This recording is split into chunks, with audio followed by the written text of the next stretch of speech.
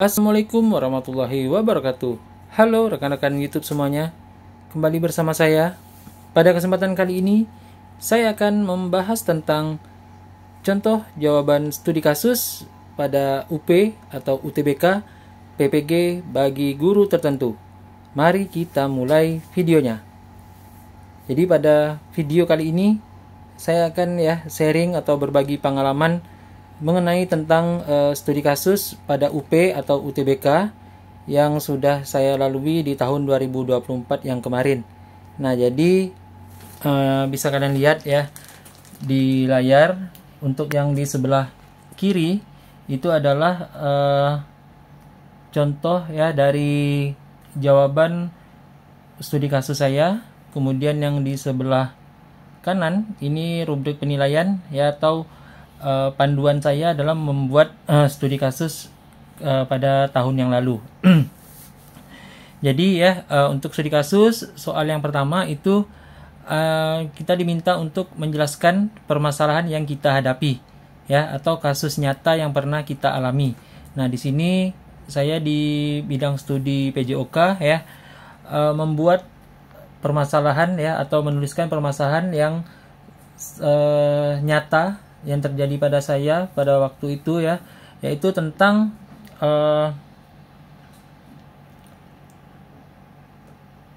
minat anak-anak untuk mengikuti kegiatan senam di hari Sabtu pagi itu sangat menurun ya atau sangat tidak bersemangat ya, bisa dilihat di sini. Nah, ini permasalahan saya bisa dibaca ya. Kemudian saya berpatokan di rubrik penilaian di poin 9 dan 10. Ini saya tuliskan ya.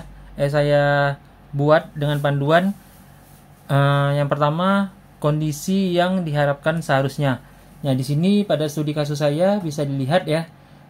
Bisa kita baca pelajaran PJOK merupakan pelajaran yang menyenangkan ya. Karena di situ siswa bisa berekspresi melakukan kegiatan di luar lapangan. Kemudian di situ kondisi yang terjadi berbanding terbalik dengan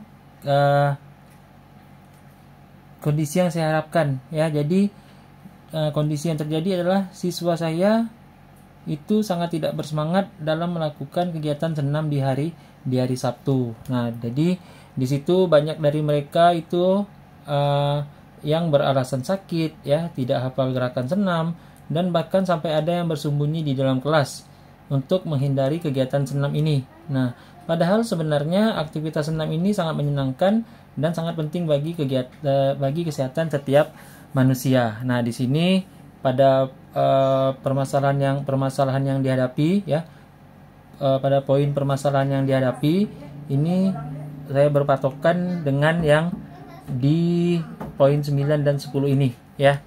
Kondisi yang diharapkan, kemudian kondisi yang terjadi, kemudian ada gap ya, ada perbedaan yang terjadi antara yang kita harapkan dan kenyataan yang terjadi.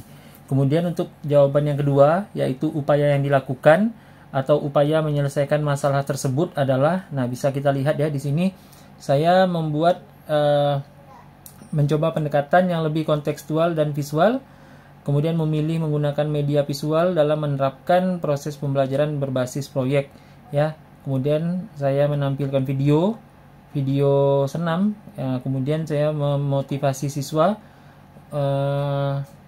memberitahu bahwa senam itu termasuk dalam salah satu olahraga yang dipertandingkan di Olimpiade. Kemudian untuk prakteknya saya membagi siswa saya menjadi beberapa kelompok ya. Saya kelompokkan siswa yang sudah hafal gerakan dengan yang belum hafal gerakan, saya jadikan satu kelompok untuk melakukan latihan bersama. Kemudian saya juga memberikan reward bagi kelompok senam yang sudah hafal. Itu saya jadikan sebagai model atau sebagai contoh di depan. Kemudian saya berikan nilai tambahan pada pelajaran saya. Nah, ini disambut baik oleh peserta didik yang menjadikan mereka sangat bersemangat dalam aktivitas olahraga, terutama senam bersama ini. Nah, di sini untuk poinnya ya, bisa kita lihat poin 9 dan 10 sudah memenuhi. Ya, yang pertama bisa dilakukan atau operasional ya. bisa dilakukan di sekolah kita atau di sekolah kalian. Kemudian rasional sesuai dengan masalah ya. Jadi di sini yang awalnya siswa itu tidak bersemangat untuk melakukan senam, kemudian menjadi sangat bersemangat ya setelah dilakukan atau diberikan treatment yang sudah saya sampaikan tadi ya. Pertama saya menampilkan video pembelajaran, kemudian saya melakukan motivasi. Setelah itu saya membagi siswa menjadi beberapa kelompok, dikelompokkan ya dengan antara siswa yang sudah hafal dan yang belum hafal saya kelompokkan. Kemudian saya berikan reward ya bagi kelompok yang hafal senamnya, saya jadikan model di hari Sabtu, kemudian saya berikan nilai tambah untuk pelajaran saya. Kemudian memenuhi dalam lingkup tugasnya sebagai guru. Nah, di sini saya mengajarkan atau memberikan bimbingan kepada siswa agar lebih bersemangat dalam melakukan kegiatan senam di lapangan ya. Jadi seperti itu. Kemudian yang ketiga yaitu hasil dari upaya. Ya, hasil dari upaya ini harus memuat ya poin 9 dan 10 di sini. Harus bentuk keberhasilannya seperti apa. Kemudian ada bukti pendukung atau perubahan yang terjadi sangat jelas. Kemudian sangat masuk akal dan sesuai dengan masalah. Nah, di sini bisa kita lihat ya, untuk hasil dari upayanya, pendekatan ini ya memberikan dampak positif terhadap pemahaman siswa di kelas dan di lapangan. Dengan menggunakan media visual, siswa lebih mudah memahami bagaimana gerakan senam yang benar dan menyenangkan. Mereka tidak lagi melihat gerakan senam dalam buku pelajaran, namun dapat melihat secara langsung dari senam yang ada di video ya. Dan ternyata senam juga bisa membuat prestasi di tingkat dunia. Kemudian selain pembelajaran berbasis proyek juga mendorong kolaborasi antar siswa. Mereka mulai sering berdiskusi dan bertanya kepada teman atau saya jika ada gerakan yang kurang dipahami. Kemudian siswa yang sebelumnya enggan berpartisipasi kini mulai lebih aktif terlibat di dalam kegiatan di lapangan. Nah, itu menunjukkan hasil dari upaya yang mencakup bentuk keberhasilan, kemudian perubahan yang sangat jelas dan masuk akal dengan sesuai dengan masalah ya. Jadi hasilnya itu yang tadinya siswa tidak bersemangat menjadi sangat bersemangat, menjadi lebih paham tentang senam itu seperti apa, dan mereka saling berkolaborasi ya. Jadi jika ada gerakan senam yang tidak paham, mereka bisa bertanya kepada temannya atau kepada saya atau kepada gurunya agar mendapatkan contoh gerakan yang benar. Kemudian siswanya juga lebih aktif terlibat dalam kegiatan di lapangan ya. Jadi itu merupakan hasil dari upaya yang sangat jelas, masuk akal, dan tampak bentuk keberhasilannya. Oke, sekarang kita masuk ke pengalaman bermakna. Ya, jadi untuk pengalaman bermakna di sini ya bisa kita lihat ya. Pengalaman bermakna untuk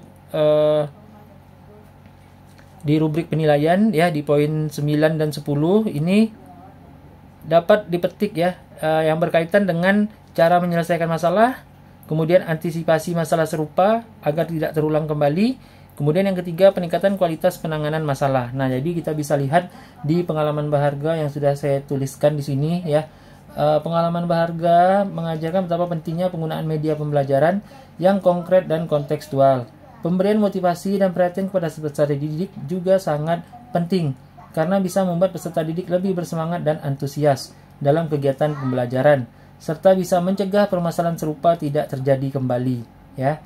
Kemudian dengan kegiatan pembelajaran yang menyenangkan dan berpusat kepada peserta didik, maka akan menumbuhkan proses pembelajaran yang sesuai dengan tujuan pembelajaran dan memberikan pembelajaran bermakna bagi peserta didik.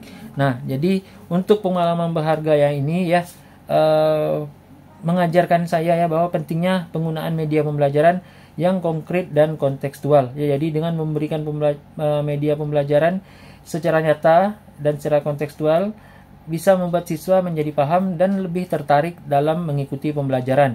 Kemudian dengan memberikan motivasi juga bisa memberikan semangat ya kepada peserta didik agar termotivasi atau mau melakukan kegiatan pembelajaran. Nah, dan bisa membuat mereka lebih bersemangat dan antusias ya. Kegiatan ini ya di dalam pembelajaran itu kita bisa lakukan agar ya permasalahan serupa tidak terjadi. Jadi anak itu harus diberikan perhatian ya, harus diberikan motivasi dan diberikan media pembelajaran yang sesuai dengan kebutuhannya. Kemudian dengan kegiatan pembelajaran yang menyenangkan dan berpusat pada peserta didik, maka akan menumbuhkan proses pembelajaran yang sesuai dengan tujuan pembelajaran. Nah, jadi seperti itu untuk jawaban dari pengalaman berharga yang bisa kalian petik ya. Sudah memuat ketiga poin, yaitu cara menyelesaikan masalah, antisipasi masalah serupa agar tidak terulang kembali, kemudian peningkatan kualitas penanganan masalah. Nah, jadi seperti itu penjelasan mengenai jawaban dari studi kasus ya, yang memuat 4 soal ini. Yang pertama permasalahan yang dihadapi ya, yang pertama permasalahan yang dihadapi, kemudian upaya yang dilakukan untuk menyelesaikan masalah, kemudian hasil dari upaya atau hasil dari upaya yang kalian lakukan itu, kemudian pengalaman berharga yang dapat kalian petik dari permasalahan yang kalian ambil tadi. Oke ya, sekian penjelasan dari saya. Terima kasih atas perhatiannya. Jika ada pertanyaan silakan kalian tanyakan di kolom komentar. Saya ucapkan selamat melaksanakan UP atau UTBK. Semoga kalian semuanya lulus 100%. Saya akhiri, wabillahi taufik wal hidayah. Wassalamualaikum warahmatullahi wabarakatuh.